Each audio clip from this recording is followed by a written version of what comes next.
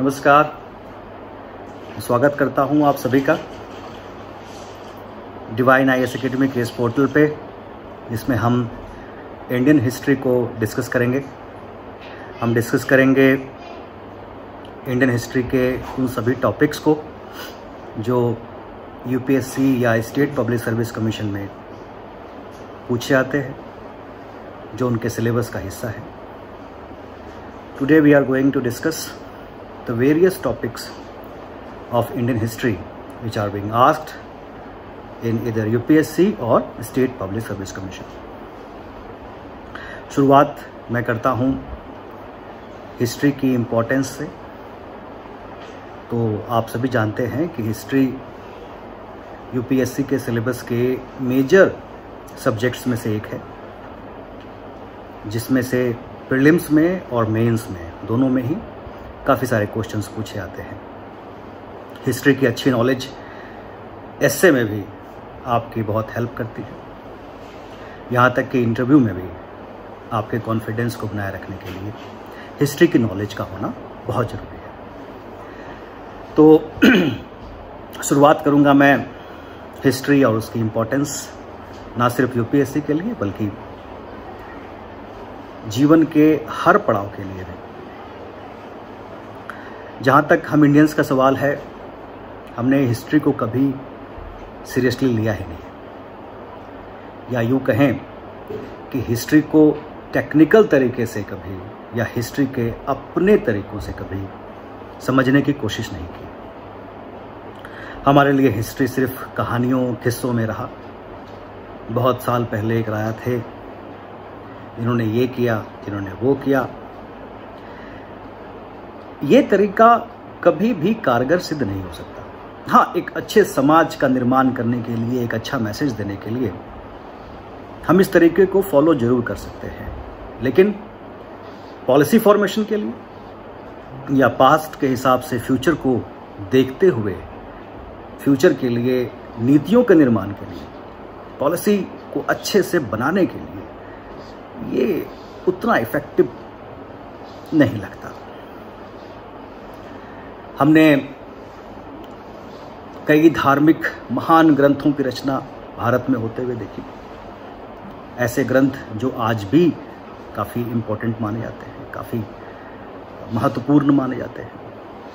इनमें वैदिक ग्रंथ शामिल हैं, वेद हैं, उपनिषद है, ब्राह्मण है, आरण्यक है, पुराण हैं, उपवेद हैं। इन सभी की महानता पे कोई प्रश्न चिन्ह नहीं है। ये अपने आप में विशेष हैं और हमेशा ही विशेष रहेंगे। पर क्या हम इन्हें हिस्टोरिकल बुक कह सकते हैं? कई इतिहासकार कहेंगे कि नहीं, हमें इसमें से बहुत सारे हिस्टोरिकल इन्फॉर्मेशन मिलती है। हमें पता लगता है कि आर्य लोग कैसे रहते थे, किस तरह के राजनीतिक, किस तरह के पॉलिटिकल, इकोनॉमिकल, आर्थिक विचार उनके थे, किस तरह का सोशल सिस्टम उनका था, what type of religious belief they were having, किस धर्म का वो पालन करते थे। हाँ, ये जरूर है, बहुत बहुत इम्पोर्टेंट है। अगर हम आर्य समाज के बारे में या भारतीय प्राचीन भारत के बारे में कुछ जानते हैं, समझते हैं, तो उनमें इन ग्रंथों का अपना एक अलग इम्पोर्टेंस है, महत्ता है। लेकिन इसके बाद के चरण में कि हम किस तरीके से उस ज्ञान का इस्तेमाल भविष्य के निर्माण के लिए, फ्यूचर के लिए कर सकते हैं, तो कहीं ना कहीं एक प्रश्न चिन्ह जरूर लगता है। क्योंकि हमने या हमारे पूर्वजों ने उसको हिस्टोरिकल पॉइंट ऑफ व्यू से, ऐतिहासिक तरीके से नहीं लिखा। हिस्टोरिकल पॉइंट ऑफ व्यू होता क्या है? हिस्ट्री असल में कहानियों पर निर्भर नहीं करती। हिस्ट्री निर्भर करती है फैक्ट्स, तथ्य। उसके लिए जो भी बात कही जा रही है उसके साक्ष्य क्या है, किस बात पे, किस बिना पे वो बात कही जा रही है, ये महत्वपूर्ण रखता है। क्या जिस समय काल की बात की जा रही है, क्या उसे कार्बन 14 के आधार पर जांचा गया? क्या उसे वैज्ञानिक तरीके से समझा गया कि हाँ, ये उसी समय की बात है? क्या कोई इंस्क्रिप्शन या अभिलेख मिले? क्या कोई कंटेम्पररी राइटर ने उस बात की चर्चा की? क्या किसी फॉरेनर ट्रैवलर ने इस बात के बारे में बताया? इन सभी चीज़ों को देखते हुए ही हम एक चीज़ को हिस्टोरिकल इवेंट मानते हैं या नहीं मानते। तो यहाँ पर हमने इन चीज़ों के ऊपर कभी गौर नहीं किया। हम सिर्फ अपने प्राचीनतम ग्रंथों में पुराण को ही कह सकते हैं कि जिसमें थोड़ी हिस्टोरिकल ऐतिहासिक जानकारी है, लेकिन वो भी चूंकि फिक्शन के साथ, काल्पनिक कहानियों के साथ मिल जाता है, इसलिए पूरी तरीके से ऐतिहासिक वो भी नहीं। तो इतिहास को हमें पढ़ाया, हमें समझाया अंग्रेजों ने। कई लोग कहेंगे कि नहीं, मध्यकाल में भी कई इतिहासकार आए जिन्होंने अच्छे ग्रंथों की रचना की, ऐतिहासिक ग्रंथों की रचना की, ठीक है ना। अल-बेरूनी आए, कई और इतिहासकार आए, किताबुल हिंद अरबुल लिखी, उसके बाद आईन अकबरी वगैरह लिखी गई, पृथ्वीराज रासो लिखी गई, ठीक है। लेकिन इन सभी में भी पूरी तरीके से ऐतिहासिक गणनाओं, कैलकुलेशंस को अच्छे तरीके से दिखाया गया ऐसा प्रतीत नहीं होता। कहीं ना कहीं एक बेसिकली एप्रीहेंशन दिमाग में रहती है कि ये अपने शासक को ग्लोरीफाई करने की कोशिश कर रहे हैं, ये अपने शासक को महान बनाने की कोशिश कर रहे हैं। हाँ, कुछ एक जानकारी ऐतिहासिक जरूर मिलती है, मैं उससे कभी इनकार नहीं कर रहा, लेकिन पूरी तरीके से हम उसे ऐतिहासिक नहीं मान सकते। तो पूरी ऐतिहासिक कैलकुलेशंस के हिसाब से अगर हिस्ट्री को देखा जाए तो ये इसकी शुरुआत अंग्रेजों के समय काल में हुई। स्मिथ साहब ने हिस्ट्री ऑफ इंडिया लिखी, भारतीय काल को 3 भागों में बांट दिया, हिंदू काल, मुस्लिम काल, ब्रिटिश काल, ब्रिटिश पीरियड, और बताया कि भाई इंडिया में तो जी एक्सप्लॉयटेशन ही की गई है, चाहे वो हिंदू काल हो, चाहे वो मुस्लिम काल हो, चाहे वो कोई और सिविलाइजेशन का समय काल हो। उस समय तो बस जी शासकों ने शोषण किया, अपनी लग्जरी के लिए आम लोगों के वेलफेयर को स्टेक पे डाल दिया। ये एक ऐसी बात थी जो कुछ हद तक तो सही भी थी। हमारे सारे शासक एक जैसे नहीं थे, या यूं कहें कि ज़्यादातर शासक जो भारत में हुए वो शोषक ही रहे, परंतु इसका ये बिल्कुल भी अर्थ नहीं है कि हमारे देश में अच्छे शासक नहीं हुए, जिन्होंने लोक कल्याणकारी कार्य नहीं किए, जिन्होंने पब्लिक वेलफेयर का काम नहीं किया। हमारे देश में बहुत सारे ऐसे उदाहरण हैं जहां शासकों ने अपने हित को ध्यान न देते हुए लोगों के लिए काम किया। प्राचीन भारत में मौर्य साम्राज्य, गुप्त साम्राज्य, वर्धन साम्राज्य, मध्यकाल में मुगल साम्राज्य में विशेषकर अकबर का नाम आता है। इन्होंने लोगों की भलाई को तवज्जो दी, उसके ऊपर काम किया। तो इतिहास को एक अलग तरीके से शासकों ने अपने लिए पेश किए और ब्रिटिश शासन भी इससे कोई ज़्यादा अछूता नहीं रहा। खैर, ये चीज़ें तो चलती रही। अब मुद्दा ये है कि हमें इतिहास को किस तरीके से व्यवस्थित करना है, ऑर्गेनाइज करना है कि हम इसका बेहतरीन से बेहतरीन इस्तेमाल कर सकें, अपने इस ज्ञान का इस्तेमाल इस कॉम्पिटिटिव एग्जामिनेशन में बेहतरीन तरीके से कर सकें कि हमें ज़्यादा से ज़्यादा नंबर मिल सके। इसके लिए इतिहास की जानकारी का होना ज़रूरी है। मुझे कई बच्चे मिलते हैं, मेरे पास आते हैं और कहते हैं सर मुझे लिखा दीजिए कौन कौन से इम्पोर्टेंट टॉपिक्स हैं जो एग्ज़ाम्स के लिए मुझे तैयार करने हैं। और इन एग्ज़ाम्स में यूपीएससी का एग्ज़ाम भी आता है, स्टेट सिविल सर्विसेज का एग्ज़ाम आता है, कई बच्चे असिस्टेंट प्रोविडेंट फंड के पेपर को देने जाते हैं, आरबीआई के पेपर को देने जाते हैं। मैं उन सब से ये रिक्वेस्ट करता हूँ कि इम्पॉर्टेंट टॉपिक को करने से पहले एक बार पूरे सब्जेक्ट की जानकारी का होना बहुत ज़रूरी है। हर एग्ज़ाम में कंपटीशन बढ़ता जा रहा है और क्वेश्चन डायरेक्ट नहीं पूछे जाते, क्योंकि ज़्यादा कॉम्पिटिटिव एटमॉस्फेयर बन रहा है, ज़्यादा लोग अप्लाई कर रहे हैं हर एक एग्जामिनेशन के लिए।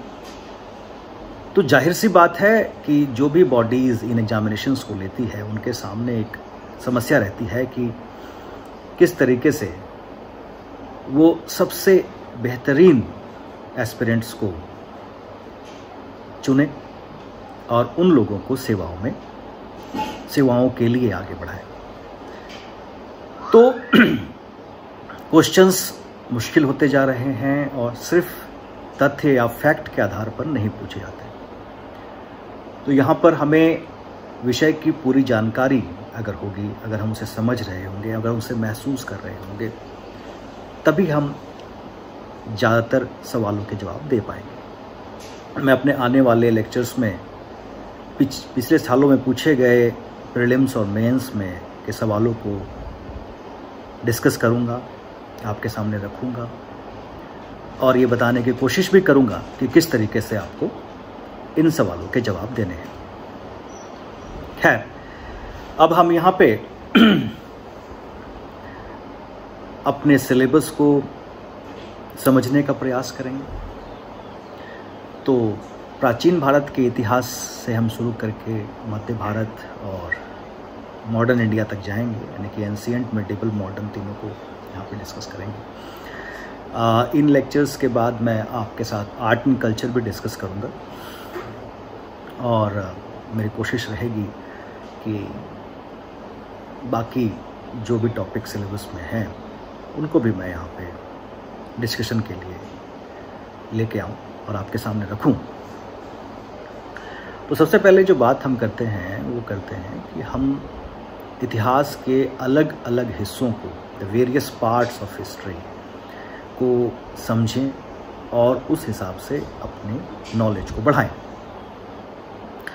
तो एंशिएंट इंडियन हिस्ट्री जो हमारे सिलेबस में है उसकी शुरुआत होती है हड़प्पा सिविलाइजेशन से।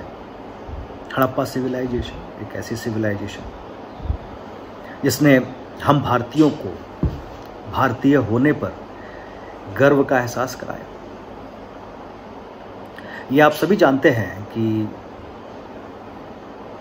मुगलों के पतन के बाद अंग्रेजों ने भारत में अपनी सत्ता स्थापित की। They established their rule in India और उसके लिए उन्होंने जो संघर्ष किया, जो लड़ाइयाँ लड़ी, वो इस बात को दर्शाती हैं कि किस तरह अलग अलग होकर कमजोर होने के पश्चात हम एक छोटी सी कंपनी से हार गए। हमारे शासकों ने, जो उस समय प्रांतीय शासक थे, प्रोविंशियल रूलर्स, तो प्रोविंशियल रूलर्स जो थे वो किस तरीके से अपने आप को आधुनिक नहीं कर पाए, किस तरीके से समय के साथ अपने आप को ढाल नहीं पाए और धीरे धीरे करके, चाहे वो महान मराठा साम्राज्य हो या हैदराबाद के निजाम हो जिन्होंने अंग्रेजों के साथ संधि कर ली, या मराठे हो जिन्होंने संघर्ष किया लेकिन फिर भी हार गए। उसके पश्चात भारत में जो अंग्रेजी शासन की स्थापना हुई तो अंग्रेजों ने अपनी रेशियल सुपीरियरिटी को हमेशा भारतीयों के सामने रखा। उन्होंने हमेशा ये दिखाया कि जो ब्रिटिशर्स हैं या यूरोपियंस हैं वो हमेशा एक सुपीरियर रेस है, क्योंकि उन्होंने साइंस में, एजुकेशन में, है ना, आर्मी या वॉरफेयर के टेक्निक में बहुत सारी तरक्कियां की, बहुत सारे नए इन्वेंशन किए और चूँकि विज्ञान की प्रगति वहीं हुई है इसीलिए यूरोपीय जो है वो भारतीयों से बहुत उन्नत रेस है, बहुत महान लोग हैं। दूसरी बात ये भी थी कि उन्होंने अपने साथ जो एक नारा वो लेके आए थे वो थे वाइट मैन्स बर्डन, यानी कि श्वेत व्यक्ति की एक जिम्मेवारी होती है कि वो अश्वेत यानी कि असभ्य लोगों को सभ्य करे। भारतीय चूँकि अंग्रेजी सत्ता को स्वीकार कर चुके थे, अंग्रेज़ों से हार चुके थे, उन्होंने काफ़ी हद तक उनकी बातों को मान भी लिया। हमने ये मान लिया कि हम अंग्रेज़ों से इन्फीरियर हैं। हमारे सामने जो ऐतिहासिक तथ्य पेश किए गए, स्मिथ साहब ने जो कहा, हमने उस पर यकीन भी कर लिया और उसका काफ़ी बड़ा प्रूफ हमें हमारे मॉडरेट थिंकर्स से पता भी चलता है, जो ये अच्छी तरह समझते थे कि भारत का कल्याण या विकास अगर हो सकता है तो वो सिर्फ अंग्रेजी शासन के अंतर्गत ही हो सकता है। खैर, जब 20वीं सदी के पहले चरण में, यानी कि 1920-21 के आसपास, जब सिंधु घाटी सभ्यता की खोज हुई, और ये खोज अंग्रेजों ने ही की क्योंकि उन्हें भारतीयों के इतिहास में खास दिलचस्पी थी। वो जानना चाहते थे कि भारतीय किस प्रकार के लोग हैं, उनका इतिहास कैसा रहा है और आगे उनके साथ किस तरह के नीति निर्धारण की जरूरत है। अंग्रेजों ने जब सिंधु घाटी सभ्यता को समझना शुरू किया तो पहले तो उन्हें यह विश्वास ही नहीं हुआ कि इतनी महान सभ्यता का निर्माण भारतीयों ने किया है। उन्हें ऐसा लगा शायद ये किसी यूनानी लोगों ने किया, ग्रीक्स ने किया या ईरानी लोगों ने किया होगा, क्योंकि अपने अध्ययन में अभी तक वो भारत की महानता को समझ नहीं पाए थे। परंतु बाद में जैसे जैसे प्रमाण मिलते चले गए, ये यकीन हो गया कि सिंधु घाटी सभ्यता भारतीयों के द्वारा ही विकसित की गई एक सभ्यता है। और बाद के दौर में या यूं कहें कि भारतीय स्वतंत्रता संग्राम में हमारे उग्रवादियों ने या फिर एक्सट्रीमिस्ट थिंकर्स ने इस बात को लोगों तक पहुंचाया कि जिसको आप अपने से महान और बड़ा मान रहे हैं, वो तब अंधकार युग में जी रहे थे जब हमारे देश ने एक महानतम, दुनिया की सबसे महानतम सभ्यता को जन्म दिया। तो सिंधु घाटी सभ्यता की इम्पोर्टेंस या महानता सिर्फ इस बात पे नहीं है कि वो भारत की या दुनिया की सबसे प्राचीनतम सभ्यताओं में से एक है, बल्कि इसलिए भी है क्योंकि हमारे इतिहास के इस घटना ने हमें गर्व महसूस करने का एक बेहतरीन मौका दिया। अब सिंधु घाटी सभ्यता में पढ़ना क्या है? सिंधु घाटी सभ्यता हम शायद अपनी 6ठी-7वीं की किताब से पढ़ते आ रहे हैं। वही बातें हैं जो हमें फिर से दोहरानी है, लेकिन थोड़ा विस्तृत रूप से हमें इसे समझने की जरूरत पड़ेगी। तो मैं हमेशा अपने विद्यार्थियों को बताता हूँ, अपने स्टूडेंट्स को कहता हूँ कि आपको कारण की तरफ जाना है। अगर आप यूपीएससी की तैयारी कर रहे हैं, अगर आप एक अच्छे सिविल सर्वेंट बनना चाहते हैं, तो आपको कारण की तरफ जाना पड़ेगा कि क्यों, वाई दिस हैपेंड, हाउ तो चलो ठीक है, लेकिन वाई दिस हैपेंड पे अगर आप जाते हैं तो हर कंसेप्ट को अच्छे तरीके से समझ पाते हैं। अब सिंधु घाटी सभ्यता में वाई के लिए तो जगह है ही है, हाउ के लिए भी जगह है कि ऐसा हुआ क्यों, कैसे हो गया। इसको विकसित होने के लिए कौन कौन से साधन जो थे उन्होंने मदद की। तो सिंधु घाटी सभ्यता के बारे में जब हम पढ़ते हैं, जब हम समझते हैं, तो कई ऐसे स्थान हमें मिलते हैं, कई ऐसे बेसिकली प्लेसेस हमें मिलते हैं जिसमें हमें ये पता लगता है कि सिंधु घाटी की सभ्यता के विकास से पहले यह एक नवपाषाण कालीन सभ्यता थी। यानी कि नवपाषाण के बाद विकसित होते होते वही स्थान सिंधु घाटी के सभ्यता में विकसित होता गया। मेहरगढ़ इसका एक प्रमाण है। तो अगर हम ये जानें कि ये नवपाषाण या नियोलिथिक एज क्या है, तो हमें काफ़ी हद तक समझ में आ जाएगा कि सिंधु घाटी सभ्यता का विकास कैसे हुआ होगा। तो न्यूलिथिक को समझने से पहले हमें स्टोन एज को ही यहाँ पे समझना होगा।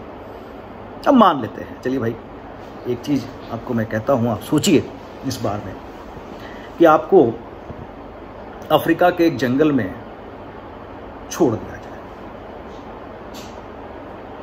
और आपके पास कोई भी आपके जो संसाधन हैं, मोबाइल, लैपटॉप, घर, कपड़े हैं, मेमोरी, सब कुछ आपसे ले ली जाए। मैं अगर ये कहूँ कि आपकी मेमोरी ही आपसे ले ली जाए तो आप रहेंगे ही नहीं ना। आप तो बस एक कॉन्शसनेस के साथ, एक चेतना के साथ एक इंसान है जो कुछ भी कर सकता है। आपकी मेमोरी आपसे ले ली गई, आपके कपड़े वपड़े ले लिए गए, सारे साधन आपसे ले लिए गए और आपको अफ्रीका के एक घने जंगल में छोड़ दिया। अब क्या होगा? या तो आप परिस्थिति का मुकाबला करेंगे, अपने आसपास के रिसोर्सेज का इस्तेमाल करने की कोशिश करेंगे, या फिर आप परिस्थिति से हार मान जाएंगे और उसके बाद तो फिर अल्लाह मालिक। कहने का मतलब ये है कि हम उस सिचुएशन को फील करें जो उस समय के आदि मानवों ने फील किया था। अब भाई आप संसाधन हैं क्या आपके पास? संसाधन आपके पास कुछ है ही नहीं। आपके पास पेड़ के छाल है, फल फ्रूट है, थोड़े बहुत जड़ी बूटी है, अत्थर पत्थर हैं जो आप इस्तेमाल कर सकते हैं। तो क्योंकि आपके पास तो नॉलेज है नहीं साइंस की, आप करेंगे क्या? तो शुरुआत में जो मनुष्य था वो अकेला रहा होगा। धीरे धीरे उसे समझ में आ गया कि भाई अकेला सरवाइव करना बहुत मुश्किल है। गुफाओं में रहा, छुपा। और उस समय स्टोन एज की शुरुआत में जो पैरालिथिक एज की हम बात करते हैं वो आइस एज के नाम से रहता है, हिमयुग के नाम से रहता है। ठंड बहुत थी, बर्फ चारों तरफ थी। तो शुरू में पेड़ों में रहा होगा। हमें अच्छी तरह से पता है कि एवोल्यूशन की थ्योरी कहते हैं कि हम बंदरों से बने, तो हम पेड़ों में रहे, फल फ्रूट खाया। लेकिन जैसे जैसे पॉपुलेशन बढ़ी होगी ये संसाधन सफिशिएंट नहीं रहे। उसके बाद मनुष्य ने अपने संसाधनों का और इस्तेमाल करना शुरू किया। उसने हथियार बनाए, छोटे मोटे जानवरों के शिकार किए। बड़े जानवरों के शिकार को करने के लिए तो काफ़ी बड़ी होगी। और धीरे धीरे मनुष्यों ने संगठित होकर के एक समूह बनाया होगा जिसे हम कबीला कहते हैं। और जब वो इकट्ठे हुए तो ज़्यादा आक्रामक भी हुए होंगे। इतना समय काल होते होते पैरालिथिक एज काफ़ी हद तक अपने नए चरण के लिए तैयार हो गया। वैसे तो हिस्टोरियंस पैरालिथिक के बाद न्यूलिथिक ही कहते हैं, लेकिन जो इसके ट्रांसफॉर्मेशन का एज होता है उसे हम मेसोलिथिक भी कहते हैं, यानी कि मध्य पाषाण काल। ये वो काल था जब बर्फ़ यानी कि धरती का टेम्परेचर बढ़ा और बर्फ़ कम होने शुरू हो गए, वनस्पतियाँ आई, झील आए, नदी आए। मनुष्य ने मछलियों को पकड़ना शुरू किया, छोटे जानवर बहुत ज़्यादा तादाद में मिलने शुरू हो गए और संसाधनों की काफ़ी मात्रा में जो हम कहें कि मिलना शुरू हो गया। इसके बाद का दौर जो है वो अगले विकास के चरण को दिखाता है। मनुष्य अपने स्थिति को हमेशा और अच्छा बनाने की जो कोशिश करता है उसी का नतीजा आज का आधुनिक युग है, ये पड़ाव है। इसके बाद और भी कई चरण आएंगे, कई और फेजेस आएंगे जिससे मनुष्य और भी उन्नति को देखेगा। ये हम तभी समझ पाते हैं जब हम पास्ट को देखते हैं, पीछे देखते हैं और उस अलग अलग परिवर्तनों को समझने की कोशिश करते हैं। जहाँ तक मैंने इतिहास को समझा है, मैंने तो यही समझा है कि history is the study of various transformations. इतिहास बदलाव का अध्ययन करता है। It may be because of economic, it may be because of technological, it may be because of ideological, लेकिन बदलाव तभी आएगा जब इकोनॉमिक डेवलपमेंट होगी, जब तकनीक बदलेगा और जब इंसान की सोच में परिवर्तन होगा। चाहे हम उसे नाम इंडस्ट्रियल रेवोल्यूशन का दे दें, चाहे हम रेनेसां का नाम दे दें, कारण तो यही बनते हैं। और इतिहास अध्ययन ही बदलाव का या ट्रांसफॉर्मेशन का करता है। तो हम यहाँ भी ट्रांसफॉर्मेशन को ही देख रहे हैं। भाई मेसोलिथिक में जो लोग बिल्कुल पत्थर के औजार, चलो वो तो पैलोलिथिक में भी कर रहे थे, उसका बेहतरीन नमूना हम यहाँ पे देख रहे हैं। मछली पकड़ने के कांटे आ गए, ब्लेड आ गए, और काफ़ी हद तक ये जो ब्लेड होते थे ये पत्थर के इतने शानदार ब्लेड होते थे जो आज के आधुनिक स्टील के ब्लेड से भी अच्छे होते थे। इसका मतलब हुआ कि अब जानवरों को काट के उसके स्किन को हटा के उसके अच्छे तरीके से उसे पका करके खाने का रिवाज शुरू हो गया होगा। अग्नि का इस्तेमाल करना वो सीख गए थे। हाँ, खेती बाड़ी अभी उतनी ऑर्गेनाइज्ड नहीं। न्योलिथिक एज आता है। न्योलिथिक एज में हम इसके डेवलपमेंट के नेक्स्ट फेज को देखते हैं, अगले चरण को देखते हैं। नवपाषाण काल जाना जाता है अग्नि के इस्तेमाल, use of fire, agricultural, organised agriculture, और उसके साथ साथ एनिमल हस्बेंड्री के लिए। एग्रीकल्चर होगा तो एनिमल हस्बेंड्री भी होएगी ही होएगी, उससे इनकार नहीं किया जा सकता। तो मनुष्यों ने फिर पशुपालन करना शुरू कर दिया। जब पशुपालन क्या है, तो भाई पशुपालन का मतलब हुआ जिस शिकार को करने के लिए वो जंगल जंगल भटकते रहे होंगे, अब उनके पास अवेलेबल है, बैकयार्ड में है। जब भी मीट खाने का मन हुआ, काटा खाया, दूध मिल रहा है, स्किन मिल रही है, ठीक है ना। भेड़ों के बाल से सर्दियों में भी सर्वाइव करना आसान हो गया। खेती बाड़ी करने से प्रोडक्शन बढ़ा, इकोनॉमिक डेवलपमेंट हुई। मैंने तो पहले बताया कि भाई इकोनॉमिक डेवलपमेंट परिवर्तन का सबसे महत्वपूर्ण कारण है। तो एग्रीकल्चर हुई, एनिमल हस्बेंड्री हुई, फायर का बेहतरीन इस्तेमाल किया गया, कबीलाई जीवन अब ग्रामीण जीवन में तब्दील होना शुरू हो गया क्योंकि लोग और जुड़ते चले गए। और आप देखेंगे ज़्यादातर इस तरह के जो ग्रामीण इलाके, ग्रामीण बस्तियां थी, वो नदी के किनारे ही पाई गई। नदियों के किनारे, बिकॉज हमारे इंसानों के लिए पानी बहुत महत्वपूर्ण होता है, और बिना पानी के आप सभ्यता का विकास तो क्या, मनुष्य के जीवन की कल्पना भी नहीं कर सकते। तो इस तरह से ग्रामीण समाज का विकास शुरू हुआ। अब यहाँ पे मुद्दा आता है सरप्लस प्रोडक्शन, यानी कि जरूरत से ज़्यादा प्रोडक्शन अगर आपकी होगी तो आप उस सरप्लस प्रोडक्शन को किसी और को देकर उससे कुछ और लेने का प्रयास करेंगे। And this is the development of trade and commerce. व्यापार का विकास यहीं से होता है।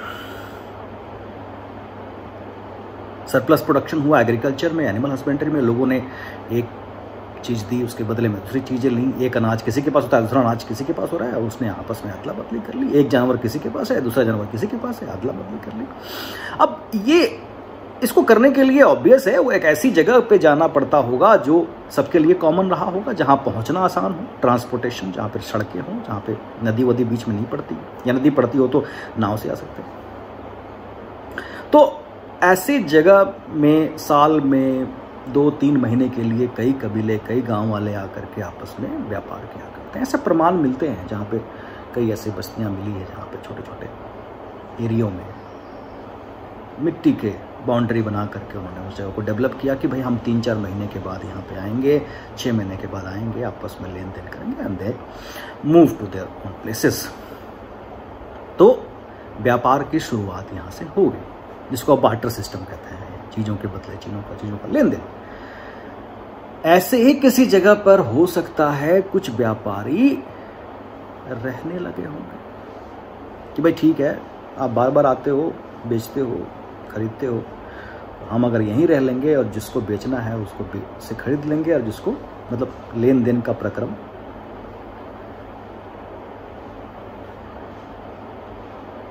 करने के लिए व्यापारियों का समूह वहाँ पे बस गया हो। और इसी का नतीजा सिंधु घाटी के वो शहर बने होंगे जिसे हम उनके व्यापारिक गतिविधियों के लिए यानी कि ट्रेडिंग एक्टिविटीज़ के लिए जानते हैं।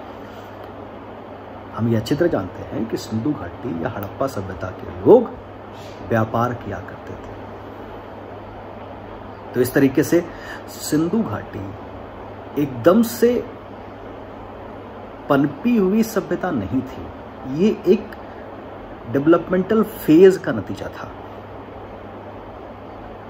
या ऐसा भी नहीं हुआ कि सिंधु घाटी विकसित हुई और एकदम से समाप्त भी हो गई, ये भी संभव नहीं। इतनी बड़ी सभ्यता एकदम से आए और एकदम समाप्त हो जाए, ये संभव ही नहीं है।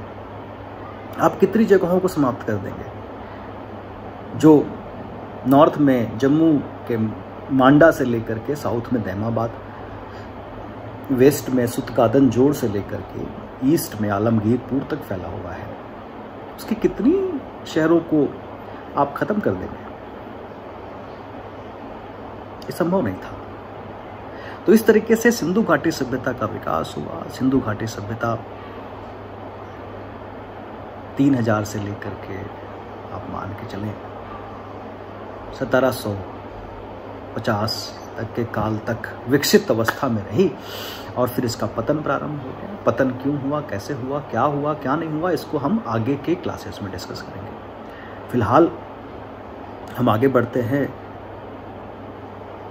नेक्स्ट टॉपिक की तरफ, जो एंशिएंट हिस्ट्री में हमें पढ़ना है, वो है वैदिक काल।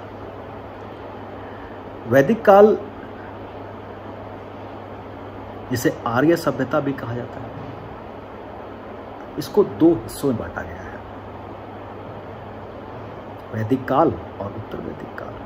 वैदिक काल का समय काल 1500 से लेकर के 1000 ईस्वी तक माना गया है लगभग, और उत्तर वैदिक काल यानी लेटर वैदिक फेज को 1000 से 600 BC के बीच का माना गया है। अब वैदिक काल को विकसित करने वाले लोग कौन थे, कहां से आए थे, किस प्रकार की विचारधारा लेके आए थे, क्या आइडियोलॉजी था उनका, और किस तरीके से इंडियन हिस्ट्री को उन्होंने चेंज किया, ये सब चीजें हमें यहाँ पे समझनी चाहिए। लेकिन सबसे महत्वपूर्ण जो है वो ये है कि इस सभ्यता को जानने के लिए हमारे पास साधन क्या है। तो सबसे पहला साधन है जो वैदिक काल को जानने में हमारी मदद करता है, वो है ऋग्वेद। ऋग्वेद संहिता की रचना, मैं रचना कह रहा हूँ यहाँ पे, मैं लेखन नहीं कह रहा, या राइटिंग करने का काम अभी यहाँ पे नहीं हुआ था, इसकी सिर्फ रचना हुई थी और सुन के याद करके ये एक जनरेशन से आगे तक बढ़ा था। तो ऋग्वेद जो है वो उसमें 10 मंडल है, यानी कि 10 किताबों का वो संग्रह है। It's a combination of 10 books, जिसको मंडल कहा जाता है। तो इसके 2 से लेकर के 7वें मंडल तक की रचना वैदिक काल में हुई, यानी कि पहले 8वें, 9वें और 10वें इसकी रचना उत्तर वैदिक काल में हुई। और उत्तर वैदिक काल में ही आप देखेंगे कि बाकी 3 जो वेद हैं उनकी रचनाएं भी हुई, जो सामवेद, यजुर्वेद, अथर्ववेद, और उसके साथ साथ बाकी कई ग्रंथों की रचना भी उत्तर वैदिक काल में हुई, जैसे कि ब्राह्मण हो गए, आरण्यक हो गए, उपनिषद हो गए, उपवेद हो गए, वेदांग हो गए, पुराण हो गए, महाकाव्य हो गए, इन सभी की रचना उत्तर वैदिक काल में ही मानी जाती है। तो इतना डिफरेंस क्यों रहा? सबसे पहला मुद्दा तो यह आता है कि भैया ये एक काल में एक ग्रंथ, वो भी पूरा नहीं, और दूसरे फेज में आप देखेंगे सारे के सारे ही ग्रंथ की रचना हो गई, ऐसा कैसे हो गया? तो इसको हम समझने का प्रयास करेंगे, लेकिन सिलेबस में इन सभी चीज़ों को अच्छे से पढ़ना, क्योंकि ये सिर्फ हिस्ट्री का हिस्सा नहीं है, बल्कि आर्ट एंड कल्चर में भी सवाल इसमें से पूछे जाते हैं। तो वैदिक काल में आर्य मध्य एशिया से आए, सेंट्रल एशिया से यहाँ पहुँचे। एक माइग्रेशन थी, एक लंबी माइग्रेशन थी, दुनिया की सबसे बड़ी माइग्रेशंस में से एक थी। तो इनके भाषा विज्ञानियों के अनुसार हालांकि इस पे कई विद्वानों ने कई विचार रखे। किसी ने कहा कि ये तिब्बत से आए, उसने कहा कि ये लद्दाख से आए हैं, किसी ने उत्तरी ध्रुव की परिकल्पना दी। परंतु एक मैक्स मूलर, एक जर्मन के भाषाविद और इतिहासकार थे, जिन्होंने बताया कि जो आर्य थे वो मध्य एशिया के प्रेरी ग्रासलैंड, यानी कि देखिए उज्बेकिस्तान, कजाकिस्तान, इन चीज़ों वहाँ से वहाँ रहा करते थे। ये हंटर और गैदरर थे, शिकारी और संग्रह करता थे। और जब संसाधनों की कमी होने लगी, क्योंकि अगर शिकारी और संग्रह करता हो अगर आप, तो इसका मतलब ये साफ है कि आप प्रोडक्शन कम करते हैं या बिल्कुल भी नहीं करते। आप प्रोडक्शन नहीं करते तो किसी न किसी समय काल में तो आपके संसाधन कम हो। आप शिकारी संग्रहकर्ता का मतलब ये हो गया कि बड़े कबीले से डर रहे हैं और छोटे कबीले को मार रहे हैं। नहीं, किसी जगह पे आपको संसाधन तो नहीं मिलेंगे, कोई ना कोई तो उसको इकट्ठा कर रहा होगा, आप उससे लूट रहे हैं, लड़ाई कर रहे हैं। मेरा कहने का मतलब ये नहीं है कि आर्य लड़ाई करते थे। उस समय की सारी सभ्यताएं, सारे जो कबीले थे वो बाय एंड लार्ज यही काम क्या करते थे। तो भाई आर्य जो थे वो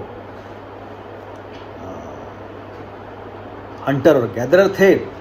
शिफ्टिंग एग्रीकल्चर का प्रमाण तो मिलता है, लेकिन वो इतना सफिशिएंट नहीं होता था कि आप उस पर निर्भर रह सकें। शिफ्टिंग एग्रीकल्चर मतलब स्थान बदल बदल के खेती करना। आज आपने यहाँ कर लिया ए में, अगले साल बी में कर लिया, तीसरे साल सी में कर लिया, फिर आप ए में आ गए और आपने कुछ जगह स्पॉट किए होते थे आप वहाँ पे खेती करना। हर जगह हर जमीन इतनी उपजाऊ नहीं होती थी।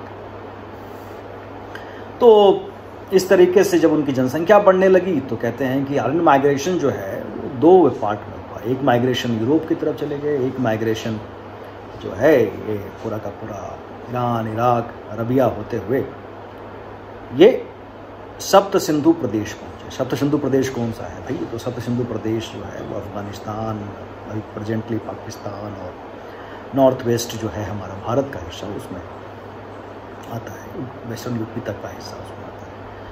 सप्त सिंधु मतलब 7 नदियों की जगह, ठीक है ना। तो वहाँ पर वो पहुँचे, सप्त सिंधु प्रदेश में पहुँचे और उन्होंने वहाँ पर एक सभ्यता का विकास किया। अभी तक वो वही खानाबदोश जीवन ही जी रहे थे, अभी तक वो हंटर और गैदर ही थे। और कई प्रकार के युद्ध वगैरह का प्रमाण भी हमें मिलता है, ठीक है ना। तो कई बार कहा जाता है कि भारतवर्ष का नाम भारतवर्ष इसलिए भी पड़ा क्योंकि सबसे पहला कबीला जो भारत में आया वो भारत के नाम से जाना जाता है। और हिस्ट्री में जब हम वैदिक काल को डिटेल में पढ़ेंगे तो हम देखेंगे कि 10 वार ऑफ 10 किंग्स भी हुए। इसमें सुदास ने आर्य और अनार्य लोगों के 10 जो है राजवंशों को हराया। वशिष्ठ और